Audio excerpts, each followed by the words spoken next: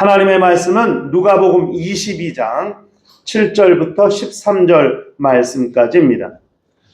누가복음 22장 7절부터 13절 말씀까지입니다. 찾으셨으면 한 절 한 절씩 교독을 하도록 하시겠습니다.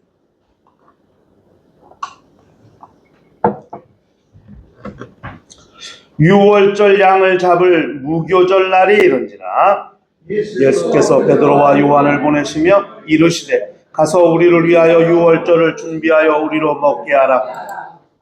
여짜오되 어디서 준비하기를 원하시나이까? 이르시되 보라, 너희가 성내로 들어가면 물 한 동이를 가지고 가는 사람을 만나리니 그가 들어가는 집으로 따라 들어가서 그 집 주인에게 이르되 선생님이 내게 하는 말씀이 내가 내 제자들과 함께 유월절을 먹을 객실이 어디 있느냐 하시더라 하라. 그리하면 그가 자리를 마련한 큰 다락방을 보이리니 거기서 준비하라 하시니 다같이 그들이 나가 그 하신 말씀대로 만나 유월절을 준비하니라. 아멘. 우리 신앙생활은 하나님의 동역자로 사는 삶을 말하는 것입니다. 하나님께 무슨 동역자가 필요할까? 전지전능하신 분이시고 무소부지한 분이시고 당신 혼자 하시더라도 모든 일을 다 하실 수 있는 분이신데, 천지를 창조하신 것도 말씀으로 천지를 창조하신 분이신데, 없는 것도 있는 것 같이 부르시고 죽은 자도 산 자처럼 부르시는 인데 그가 무슨 동역자가 필요할까? 라고 생각할 수 있지만은 하나님은 사람을 통해서 당신의 일을 이루시는 분이십니다. 사람이 많다. 이 세상에 얼마나 많아요? 뭐 50억, 60억, 70억이나 되는 인생들이 있는데 하나님이 그 인생들을 초월해서 당신의 마음대로 그렇게 행하시지 않습니다. 인생 가운데 일어나는 모든 일들은 사람을 통해서 일하신다는 사실을 우리가 기억해야 합니다. 성경에 무수히 많은 하나님의 동역자로 쓰여진 자들에 대해서 나와요. 아브라함, 모세, 다윗, 수많은 선지자들, 제사장들, 또 사사들 다 하나님께서 사용하신 종들이기도 하지만 하나님의 일에 동역한 동역자들이기도 하다는 것을 우리가 잘 알아야 됩니다. 하나님이 부르시는 종들은 다 하나님의 동역자들이에요. 일을 같이 한다 이 말이에요. 동역. 한 가지 일에 대해서 합력한다는 사실을 우리가 알아야 합니다. 하늘에 천사들이 있다면 이 땅에는 사람들이 있다는 것을 우리가 알아야죠. 하늘에도 천사들이 있잖아요. 하나님이 종으로 부리시는 천사들이, 그 천사를 통해서 하나님이 당신의 일을 진행하시죠. 이 세상에선 사람들이 있어서 하나님이 택하시고 부르신 자들을 통해서 하나님이 당신의 일을 하신다는 사실을 우리가 잘 알아야 됩니다. 주님이 12 제자를 부르셨죠. 사도라고 그래요. 그들은 3년 동안 주님과 함께 다니면서 배우고 또 모르는 것을 알게 되고 또 하지 않던 일을 하게 되고, 그래서 주님과 함께 3년 동안 먹고 자고 마시면서 살면서 주님의 동역자로서 준비되고 또 그 일을 감당하고, 주님이 이 땅에 계시지 아니하고 하늘로 가셨을 때에 이 땅에 남겨진 주님의 일을 주님의 동역자들인 사도들이 그 일을 감당했다는 사실을 그걸 잘 알아야 됩니다. 오늘 우리가 읽은 이 본문은 주님이 공생의 기간 중에 유월절을 3번 지키셨습니다. 그러니까 오늘 이 지금 본문에 나오는 내용이 주님이 3번째 유월절을 지키시기 위해서 제자들에게 당신이 원하는 일을 맡기심으로써 제자들이 주님의 일을 동역하고 있다는 내용을 기록하고 있는 거거든요. 3번째 유월절이란 말은 주님이 죽이시기 전에 기념하시는 마지막 유월절, 마지막 절기가 되는 것이죠. 예수는 유월절 어린 양으로서 이 땅에 오셔서 이스라엘이 구약 때 수천 번, 수만 번 지켜왔던 유월절을 양으로서 죽으시기 위해 이 땅에 오셨는데 그 주님이 유월절을 기념하시는 것, 그 다음에 그 기념하신 다음에 주님은 십자가에서 고난을 받으시고 죽으시는 거죠. 그런 주님이 죽으시기 전에 마지막 3번째로 마지막 기념하시는 유월절에 관한 내용을 기록하고 있습니다. 주님이 이 땅에서 기념하시는 마지막 절기죠. 그렇기 때문에 주님은 그 마지막 절기를 제자들과 함께 보내기를 원하셨고 좀 특별하게 제자들과 함께 보내기로 생각하셨어요. 그래서 제자 둘을 이제 보내시면서 유월절을 준비하도록 그렇게 해 하셨거든요.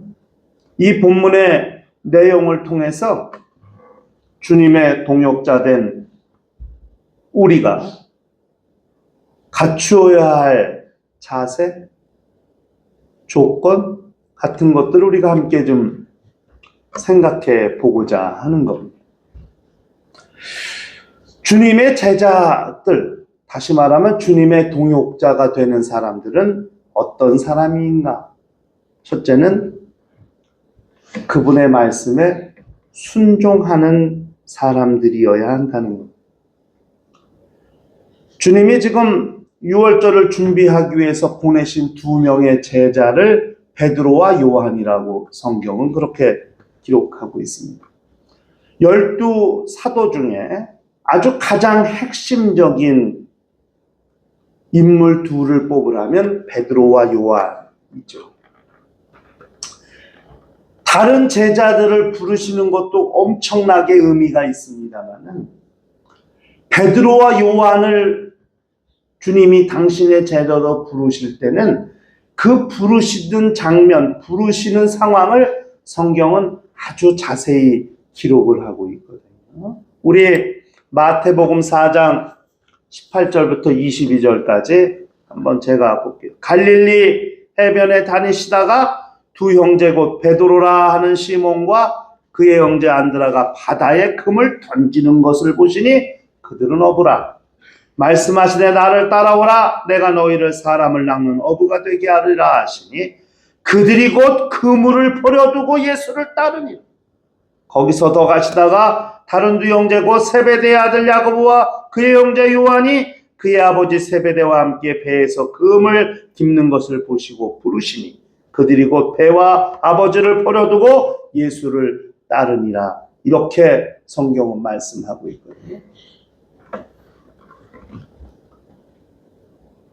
베드로와 요한을 부르실 때의 장면을 아주 성경이 자세히 기록을 하고 있습니다. 주님이 그들을 부르시는 순간부터 그들이 앞으로 주님을 위해서 어떤 일을 할 것인가를 주님이 염두해 두시고 지금 제자들을 부르신 거거든요. 베드로는 그물을 던질 때 부르셨고 요한은 그물을 깁고 있을 때 부르셨고 부르시는 상황이 다르죠. 그물이라는 것을 가지고 먹고 사는 어부임에는 틀림없는데 베드로는 그물을 바다에 던지는 것을 보고 부르셨고 요한은 배에서 그물을 깁는 것을 보고 부르셨다. 베드로는 장차 사람을 낚는 어부, 교회를 세우고 영혼을 구령해서 그렇게 교회를 세우는 일을 위해서 사용될 사람이라는 것을 베드로를 제자로 부르시는 그 상황부터 알게 해주시는 거죠. 요한은 그 그물로 고기를 잡을 때 사용할 그물이 찢어졌으면 그것을 깁고 보수하고 수선하는 장면을 보고 부르셨으니, 요한은 앞으로 교회를 위해서 교회를 치리하고 교회를 감독하고 교회를 지키고 교회를 보수하고 교회를 운영하는 일을 위해서 요한은 일생 헌신하게 될 것이라는 것을 이미 요한이라는 제자를 부르시는 장면부터 알게 하시고 깨닫게 하시는 것.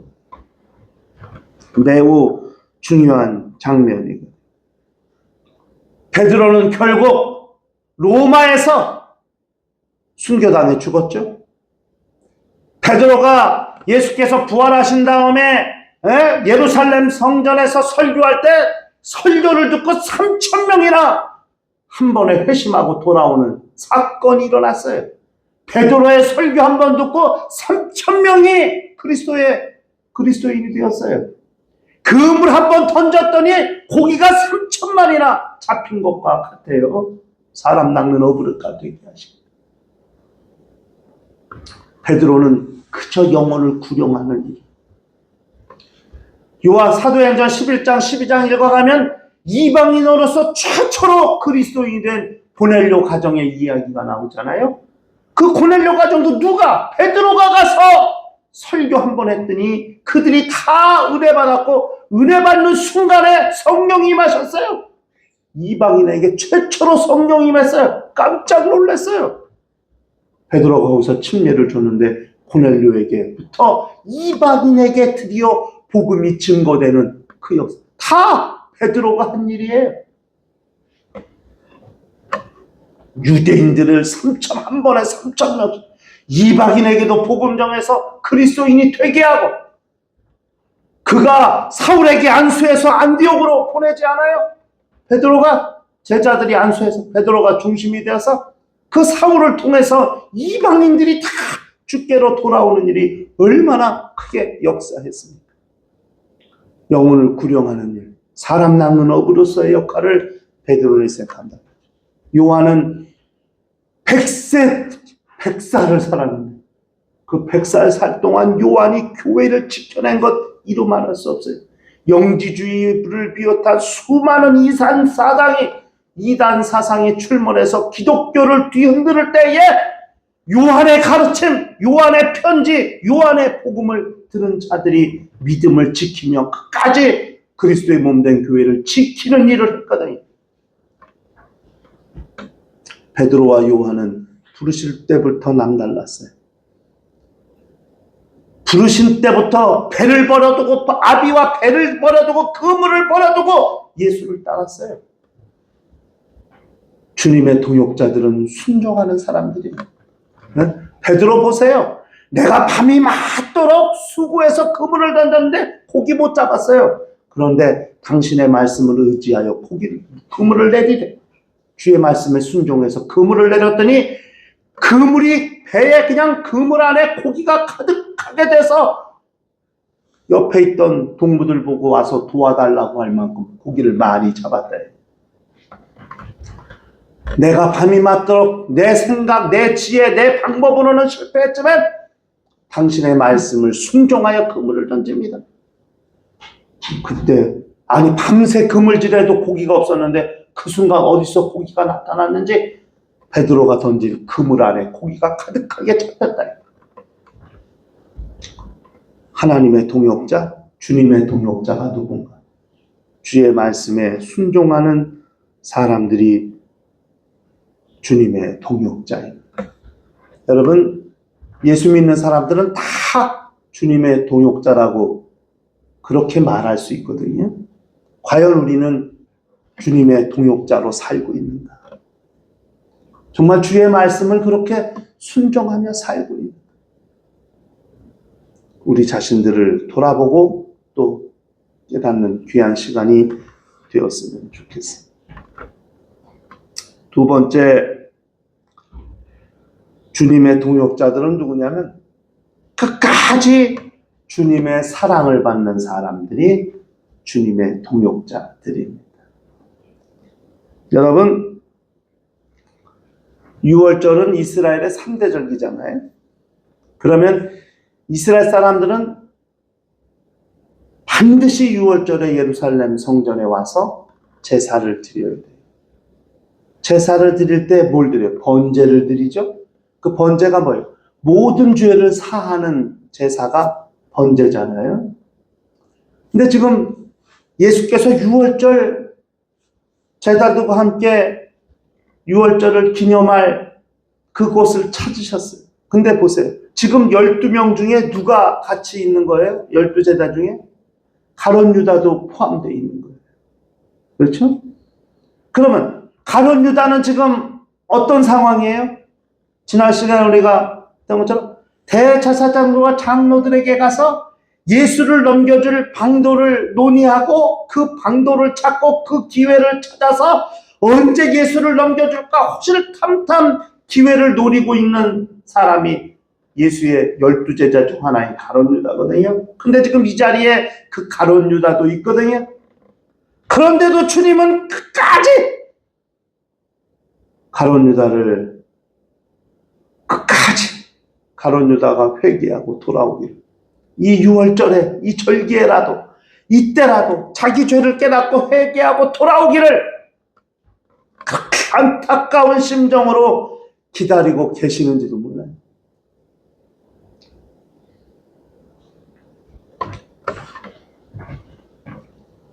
성경에 보니까 이런 말씀이 있더라고요. 요한복음 13장 1절에 유월절 전에 예수께서 자기가 세상을 떠나 아버지께로 돌아가실 때가 이른 줄 아시고 세상에 있는 자기 사람들을 사랑하시되 끝까지 사랑하시니라. 이렇게 주님은 끝까지 가룟 유다라도 끝까지 사랑하셨어요.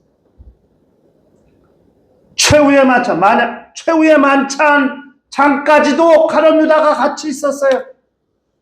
그때까지도 주님은 가룟 유다를 끝까지 사랑하시는 거예요.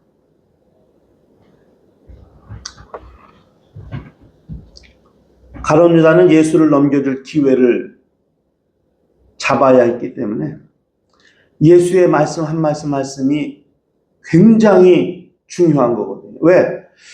야, 베드로와 요한아, 너 어디 가서 마지막 저기 유월절 기념할 장소를 좀 찾아 거기서 준비하라.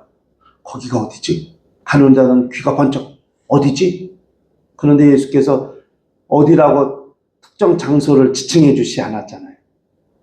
그렇죠? 들어가라, 시내로. 그러면 누구를 만나리니 그 사람한테 가서 말하라. 그럼 그 사람이 큰 다락방 하나를 보일 테니까 거기 가서 준비하라고 했거든요. 그러니까 누구 집인지, 어디에 위치해 있는 무슨 빌딩의 2층인지 말씀 안 해주셨거든요. 그러니까 가룟 유다는 만약에 그 위치와 그 장소를 주님이 말씀하셨다면은 얼른 가서 로마 군인들한테 신현동 율도로 77번 길 4-2층에서 마지막 식사한다니까 얼른 거기가 매복하 있으라고 이렇게 얘기했을 텐데, 그런데 주님이 정확한 위치를 말씀해 주시지 않았거든요. 그러니까 가룟 유다는 예수를 넘겨줄 기회를 이때도 놓친 거죠. 그래도 주님은 가룟 유다가 있건 없건 끝까지 당신의 사람들을 사랑하셨다는 거예요. 주님의 동역자들은 끝까지 주님의 사랑을 받는 사람들. 어떤 일이 있든 없든 당신이 해야 될 일을 끝까지 하시는 분이 주님이십니다. 이게 동역자들 된 자들이 주님에게서 배울 중요한 내용이거든요. 세상이 어떻게 되든 어떤 사람이 뭐 하든 나는 내가 해야 될 일을 끝까지 하는 거죠. 이것이 동역자된 사람들의 자세고 모습이라는 사실을 그걸 잘 알아야 돼. 당신을 팔 가룟 유다가 당신을 팔 기회를 호시탐탐 노려도 당신은 당신의 사랑하는 사람들을 끝까지 사랑하시는 거예요. 이게 주님의 마음이고 주님의 생각. 주님의 동역자 된 자들도 주님의 마음을 닮은 사람들이라면 이와 같이 끝까지 자기가 해야 될 일에 대해서 묵묵히 감당하고 나아가는 거죠. 내가 영혼을 사랑해야 된다면 끝까지 사랑하고, 내가 주님이 맡기신 일을 감당해야 된다면 끝까지 감당하고, 우리가 해야 될 일들에 대해서 끝까지 감당하는 것이 주님이 동역자가 된 자들의 삶의 모습이라는 사실을 우리가 기억할 필요가 있습니다.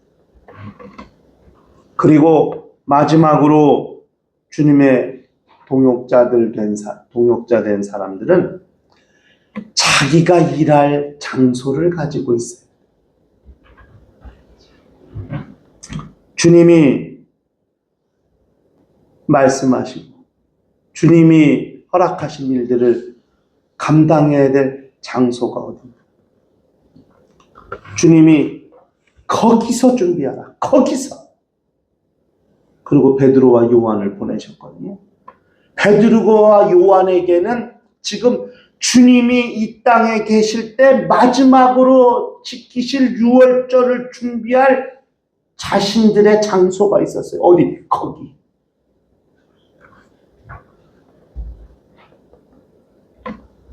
우리에게 거기는 어디인가? 일평생 주님을 위해서 일할 수 있는 내 삶에 주님을 위해 일할 거기, 일할 장소는 어디인가? 주님의 몸된 교회가 내가 일할 장소인가? 주님이 내게 허락하신 일터 그곳에서 나는 열심히 내 본분을 다하며 이것도 내가 주를 위해 일할 장소라고 여기고 열심히 일하는가? 일평생 주를 위해서 내가 일할 장소, 거기는 어디? 그 거기를 만들고 그 거기를 사수하고 그 거기를 끝까지 지켜낼 수 있는 사람이 주님의 동역자가 된다는 사실을 잘 알아야 돼요. 베드로와 요한은 주님이 알려주셨어요. 사람을 따라가면 그 사람이 넓은 다락방을 보일 것이다. 거기서 준비하라. 너희가 나를 위해 일할 장소 바로 그 다락방이 거기가 너희가 일할 장소니라. 주님의 동역자들은 주님이 거기가 있게 하신다. 주를 위해 일할 거기가 어디예요? 거기라는 말을 제가 한문으로 좀 보니까 거자는 집거자에 기는 몸기자, 몸이 거하는 거. 이렇게도 쓸 수가 있겠더라고요. 거기. 집거자에 몸기자, 몸이 거하는 거. 우리 몸이 거하는 곳이 어딜까? 우리 집? 우리 집 안방이 아니라 일평생 주님을 위해서 내 몸이 거해야 할 곳이 어딜까? 주님의 몸된 교회가 일평생 내가 거해야 할 거기가 되고, 주님이 맡기신 내 직분이 내 몸이 거해야 할 거기가 되고, 주님이 내게 허락하신 일터가 내가 일평생 내 몸이 거해야 할 거기가 되고, 그렇게 거기서 우리는 주님이 맡기신 일을 끝까지 잘 감당해냄으로써 주님이 우리를 동역자라고 여기시고 동역자라고 부르시는 것이 부끄럽지 않도록 그렇게 우리 자신들을 관리하고 우리 자신들을 그렇게 사용하는 거룩한 심령들이 될 때에 우리는 진정한 주님의 동역자가 될 수 있습니다. 주님의 제자라면 자기가 일할 장소, 일할 직분, 일할 일터를 가지고 일평생 주를 위해 충성하는 거룩한 심령들이 되는 것, 이것이 주님의 동역자라는 사실을 기억하고 일평생 주님의 동역자로 사는 신앙생활을 성공하는 거룩한 심령과 가정과 교회가 되시기를 주의 이름으로 축원합니다.